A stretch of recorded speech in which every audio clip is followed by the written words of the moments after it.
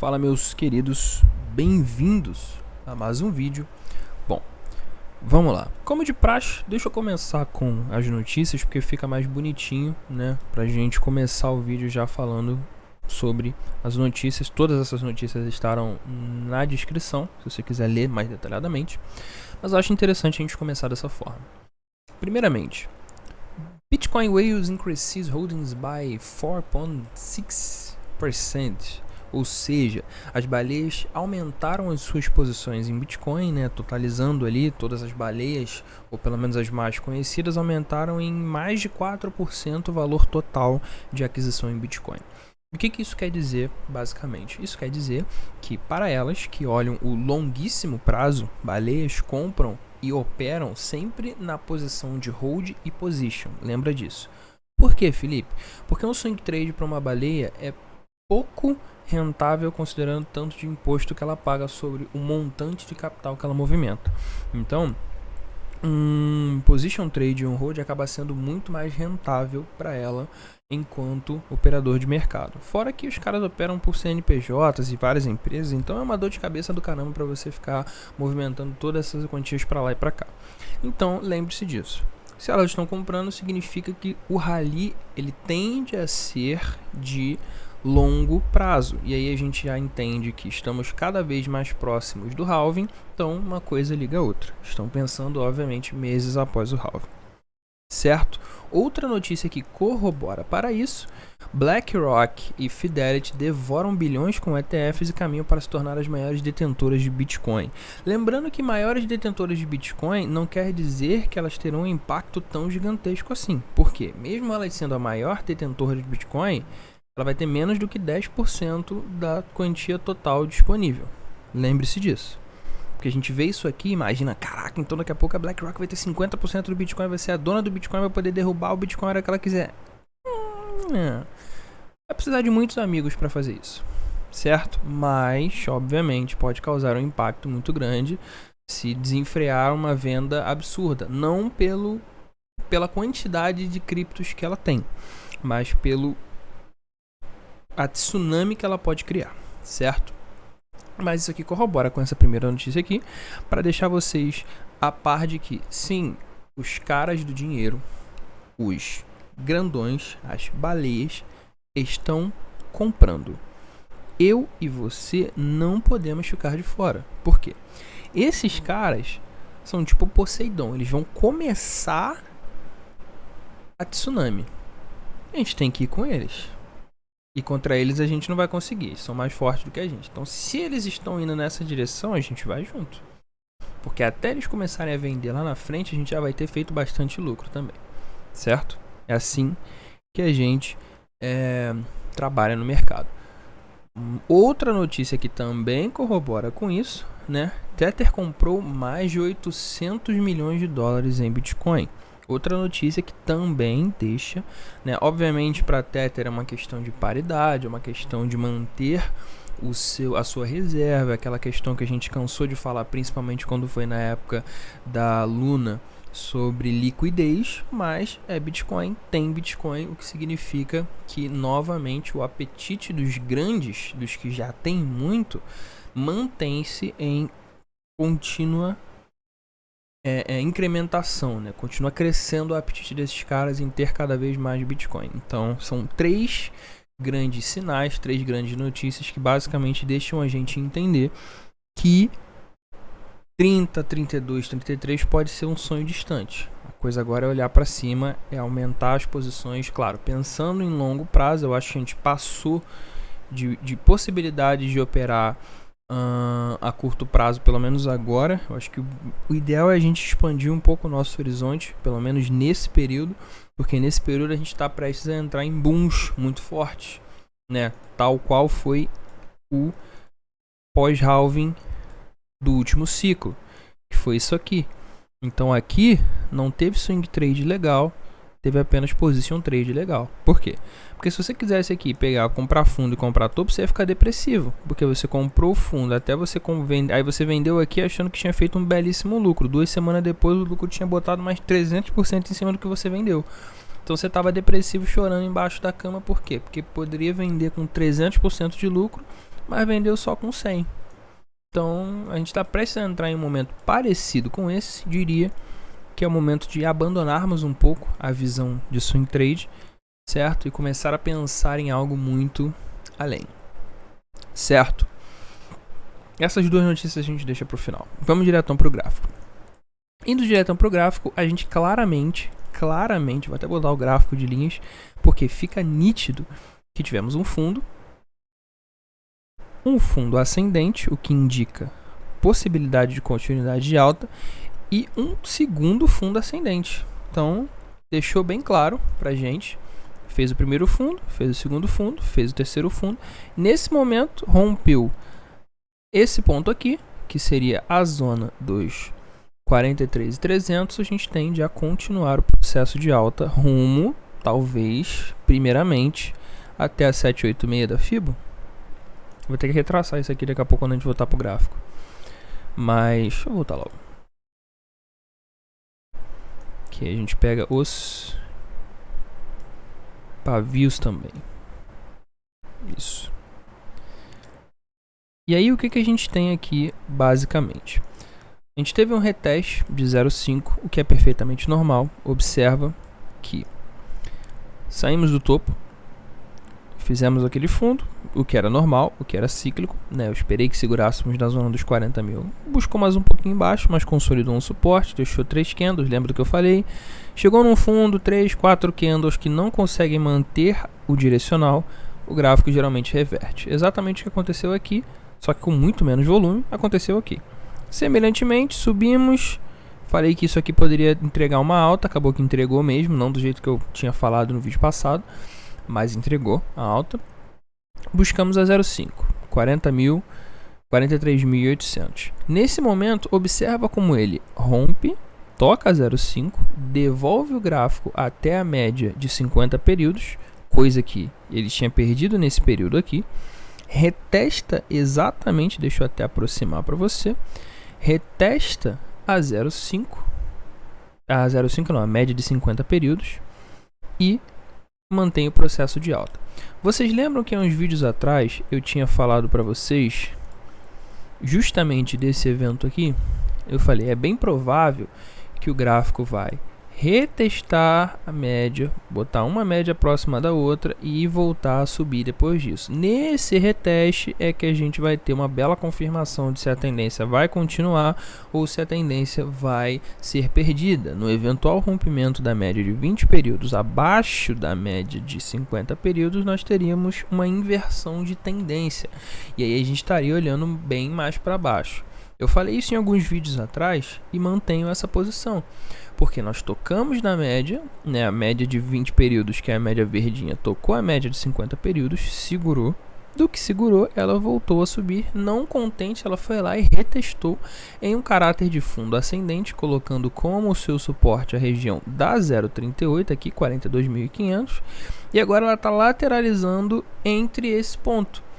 Só que a gente lateralizou esse ponto porque foi uma semana de Fed, foi uma semana de decisão macroeconômica. Temos tudo para na próxima semana continuarmos o caráter de continuidade de alta. E aí nós temos alvos próximos a 786 da Fibonacci, que inclusive é o topo que não rompeu. Por que a gente chama o topo que não rompeu? Observa como ele rompeu aqui, rompeu aqui, rompeu aqui e rompeu aqui. Mas em nenhum dos candles ele teve a capacidade de fechar acima de 47 mil. Então 47 mil é o topo que a gente precisa romper e fechar acima dele. Dentro desse cenário aqui, um rompimento da 0,5 vai levar a gente direto para lá. E considerando o cenário, considerando a virada de mês, eu acredito que nós temos força sim, considerando também essas 3 notícias aqui, para romper a região dos 47 mil agora. Vamos dar uma olhada no semanal, já que já estamos no mensal, perdão, já que já estamos no dia 3.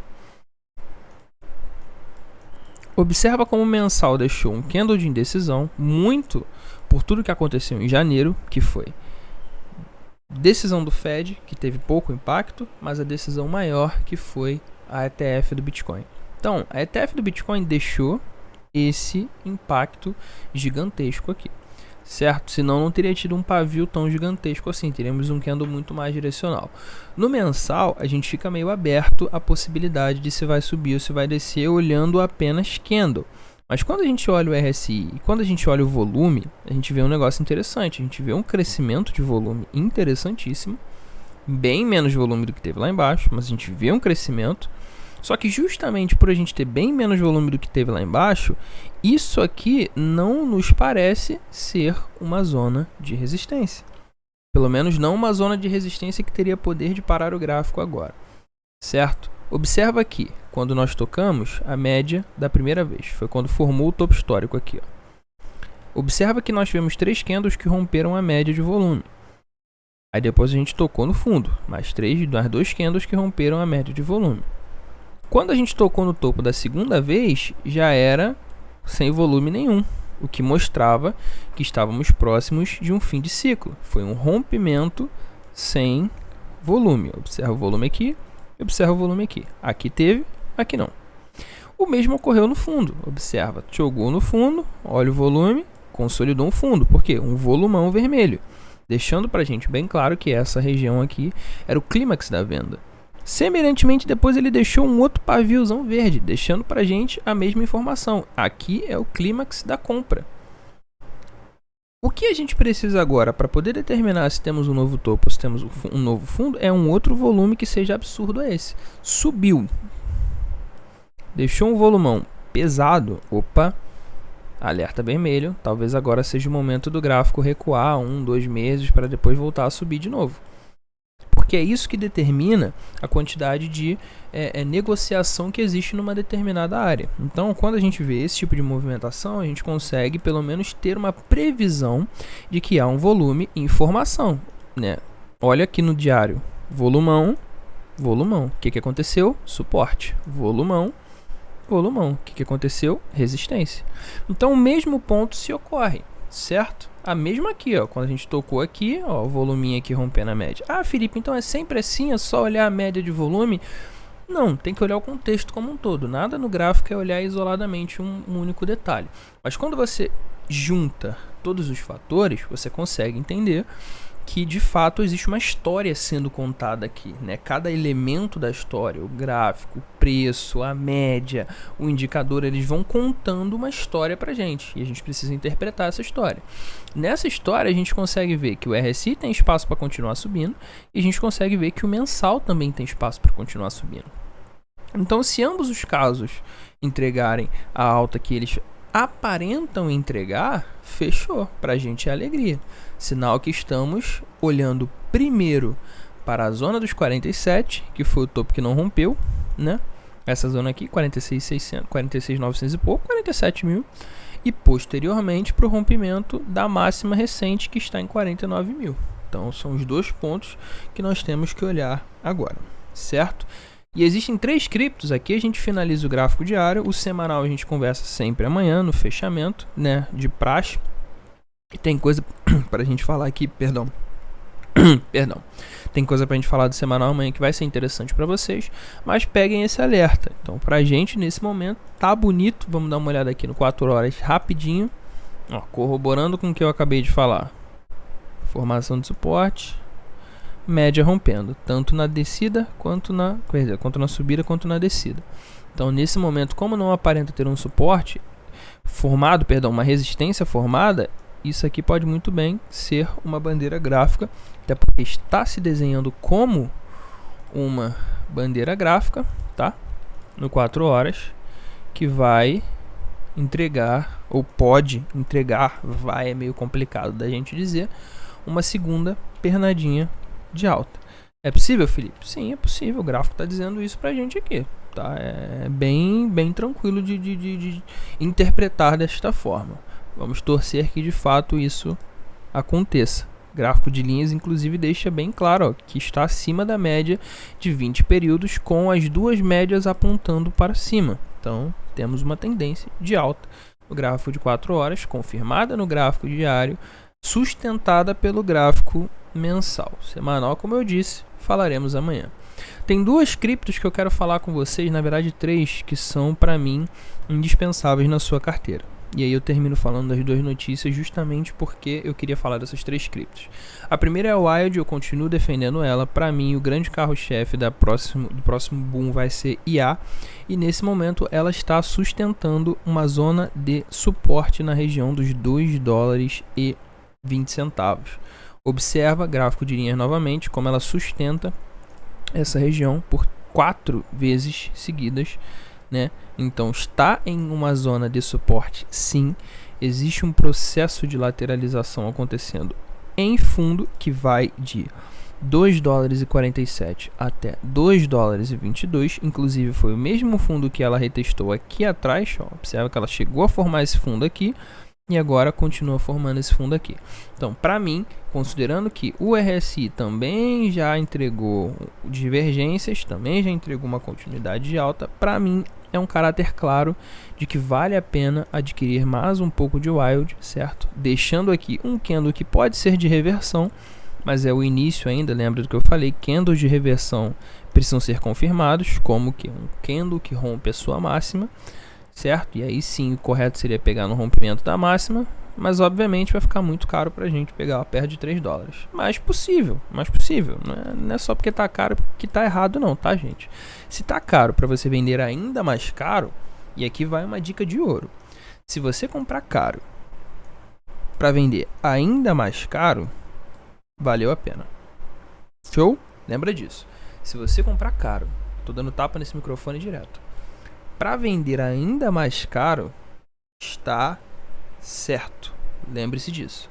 Pô, Felipe, eu vou esperar romper então, ver se vai confirmar essa tendência de alta mesmo, porque sei lá, tal, pá, show, faz o que for melhor para você, mas olha ela de perto, né? Não tô dizendo para você sair comprando só porque eu falei que é uma cripto boa, mas estuda ela, tenta tirar suas próprias conclusões, vê se te agrada, vê se faz bem ao seu portfólio.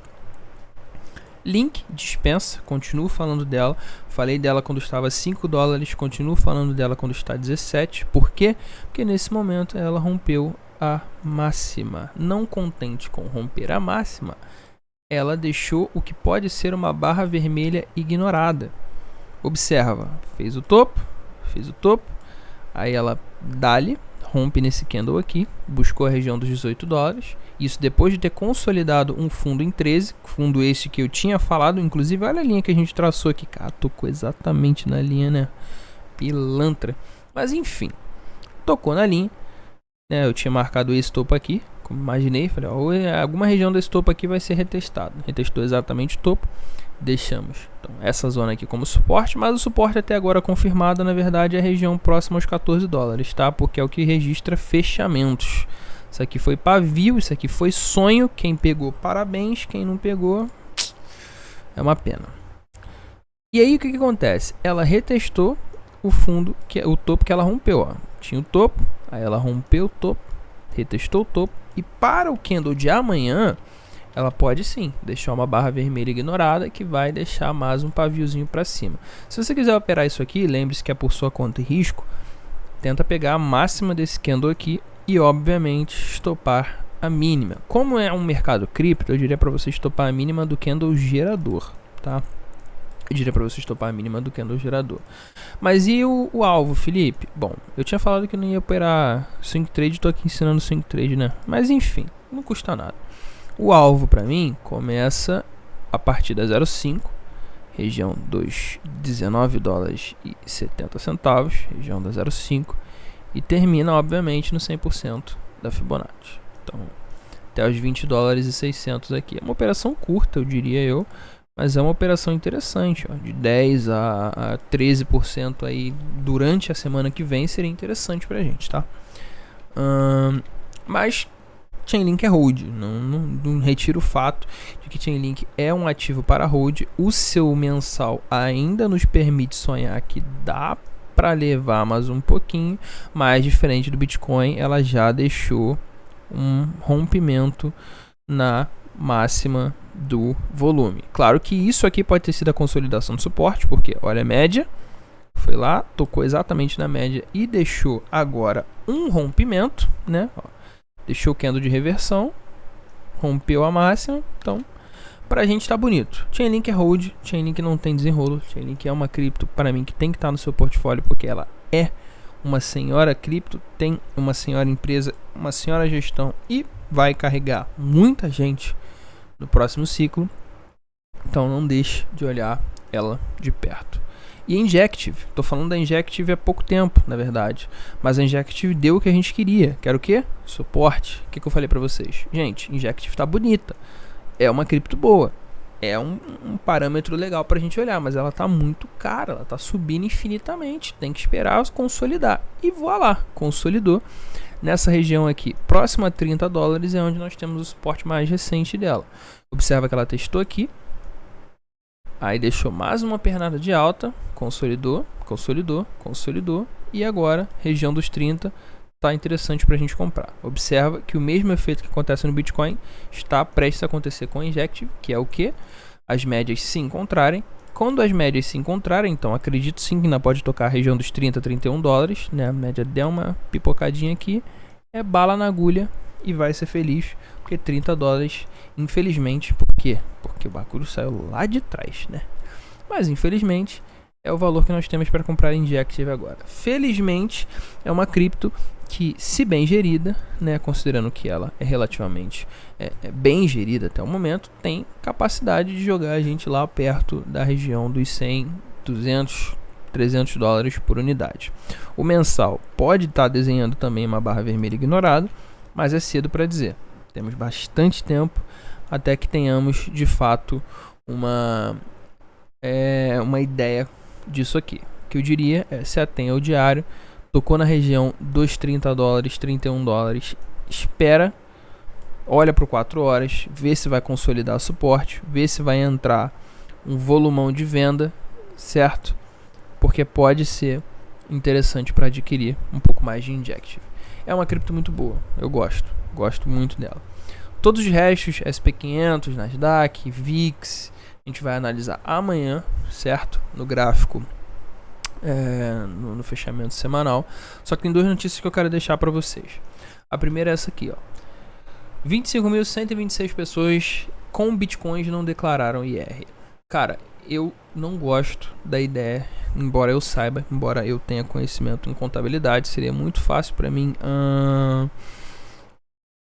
desviar esse dinheiro, sumir com ele, fazer com que ele não apareça para o governo. Eu não gosto da ideia de ter que pagar imposto por algo que, né, eu trabalhei, eu estudei, mas a gente vive numa sociedade onde isso infelizmente é necessário. Então você tem 2 opções. Na verdade você tem 3, mas a terceira é muito trabalhosa. A primeira, você faz a coisa certa, por mais que você não goste, eu também não gosto, mas você declara tudo que você tem, já que estamos prestes a entrar nesse mês cabuloso, certo? A segunda opção, você não declara e corre o risco, porque essas 25.126 pessoas aqui são pessoas que terão que arcar com as consequências da brincadeira de tentar tirar sarro do imposto de renda. Isso vai cair na conta delas, né? Quando a conta vier, vai vir muito pesado, beleza? Ou a terceira, você se torna um mago do mercado financeiro e some com esse dinheiro ao ponto de enganar até a Receita Federal. Essa é mais difícil, eu diria que poucos conseguiram tal êxito nisso, certo? Fazer o certo é ruim? É ruim, cara, é ruim pra caramba. É o nosso dinheiro, é o nosso trabalho. A gente que passa horas aqui analisando o gráfico igual maluco para poder pegar o dinheiro para ter que pagar para a Receita Federal. É ruim pra caramba, eu não gosto não. Mas no fim das contas a gente só paga quando a gente ganha. Lembre-se disso, né? Eu que trabalho em várias corretoras, com diversos tipos de ativos, é uma porcaria, porque eu gosto de fazer meu ER, eu gosto. Quem gosta de contabilidade acaba gostando. E eu acho uma porcaria ter que ficar pegando um monte de papel e um monte de coisa, e soma daqui, e soma da corretora A, e depois soma da corretora B, e depois soma da corretora C. É uma chatice do caramba. Eu realmente não gosto. Mas tem que ser feito. A gente não faz as coisas certas porque a gente gosta. A gente faz porque a gente quer pagar a dívida com a nossa consciência. Então eu, neste canal, não defendo o rompimento com o Estado. Pelo contrário, embora eu seja bem apolítico, né, não acredite muito em que um político vai querer ligar para mim, para minha casa ou para minha família, eu vivo numa sociedade que infelizmente depende de alguns princípios. Odeio ter que pagar imposto, mas faz parte. Não seja um dos que vai ser depois penalizado pela Receita Federal. E finalizando para mim com a coisa mais importante que eu posso dizer para vocês, é esse caso triste aqui. Alunos do curso de criptomoeda perdem milhões ao seguir dicas de professores. Tudo que eu falo aqui para vocês, por favor, estudem. Estudem. Viu meu vídeo, cara? O Felipe falou aqui que tá formando uma zona de suporte, falou que essa cripto aqui é boa, falou que essa outra cripto aqui é bem legal. Deixa eu tirar a minha conclusão agora. Deixa eu ver se isso aqui é verdade. Deixa eu ver se eu concordo. Porque já aconteceu de eu falar alguma coisa, vinha uma pessoa na minha DM, Felipe, acho que eu não sei se eu vejo muito dessa forma não. Eu resolvi não fazer o que você falou. Show, irmão. É isso. A gente está trocando aqui uma experiência de dados. Ao mesmo tempo que eu tô falando para você que o Bitcoin aparenta que vai subir, tem uma pancada de analista falando que vai descer e outra pancada falando que vai subir. E esse é o gostoso do mercado. Não é que um tá certo e todos os outros estão errados. Cada um pensa de uma tese, de uma forma diferente. E aí você, nesse meio, então eu vou escutar quem? Escuta você mesmo. Pega essas análises que a gente faz, essas coisas que a gente faz, para aqui um minutinho na frente do gráfico e vê se faz sentido para você. Se fizer sentido, beleza, você vai tomar a sua escolha. Se não fizer sentido, não faça. Não faça. Eu sempre tenho muita responsabilidade com aquilo que eu falo. Eu sempre estudo bastante. Para eu falar para alguém, compra tal cripto, eu estudei horas e horas e horas, eu fui até ler white paper, eu fui no LinkedIn do cara que criou a empresa para realmente saber se ele existe, para não chegar aqui e falar besteira. Infelizmente, nem todo mundo tem esse mesmo cuidado. E aí dá tiro de loteria. Às vezes vai dar certo, vai pegar uma cripto que vai explodir 10, 15, 20, 30%, às vezes não, vai recomendar uma cripto que era um rug pull. Certo, já cansei de falar, já recebi convite para fazer rug pull. Para chegar aqui e falar, gente, compra uma cripto aleatória, olha que eu sou minúsculo. Então, canso de falar tudo que eu falo. Estudem, vê se faz sentido para você. Não gaste seu dinheiro em coisa que você não sente de todo o seu coração que realmente está certo, porque é o seu dinheiro, foi você que trabalhou, foi você que batalhou por ele. Principalmente, cuidado com o que você compra. Isso aqui é coisa séria. Isso aqui é mercado financeiro. Gastar dinheiro em sonho não é aqui. Não é nesse lugar aqui que você vai fazer isso. Acreditar que a sua moedinha de 0,0000001 centavo vai bater $1 um dia e você vai ficar milionário é sonho. Isso nunca aconteceu. E nem vai acontecer. Perdão. Mas a Dogecoin foi 1 em 1 milhão. Quem ganhou dinheiro com ela ganhou. Quem não ganhou dificilmente não vai ganhar agora. Então, hypes são assim. Entrou, fez o teu, vira as costas, vai embora. Certo? Finalizando aqui, eu tô ficando rouco.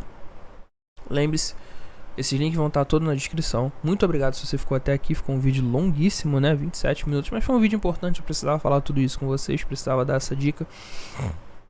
Se você quer aprender comigo, meu livro tá na descrição. Meu livro você vai aprender a olhar o gráfico, a entender o mercado, a entender o psicológico do mercado, a entender os fundamentos do mercado e a ser um operador eficaz. Isso aí eu te prometo que você vai aprender. Terminou o livro, tem vários vídeos que também vão reforçar esses estudos, certo? Mas eu não te vendo sonho. Não tem sonho lá. Você não vai comprar e ficar bilionário de uma noite pro dia. Pra você ganhar dinheiro, você vai ter que estudar, entender e aceitar que o mercado é uma entidade independente. Ele vai fazer o que ele quiser, quando ele quiser, na hora que ele quiser. E você ou se adequa ou paga. Essas são as únicas condições que você tem. Entendeu? O mercado é sua mãe e você é um menino de 4 anos no mercado pedindo pra ela comprar um biscoito. Ela vai fazer se ela quiser, se ela puder. Senão vai receber o famoso na volta a gente compra. Então é basicamente uma analogia boba, mas é basicamente isso aí. O mercado é alguém incontrolável. Então é uma entidade incontrolável. Você precisa se adequar aos padrões e às vontades que ele vai exemplificar pra gente, certo? E no mais é isso. Muitíssimo obrigado, valeu e até amanhã.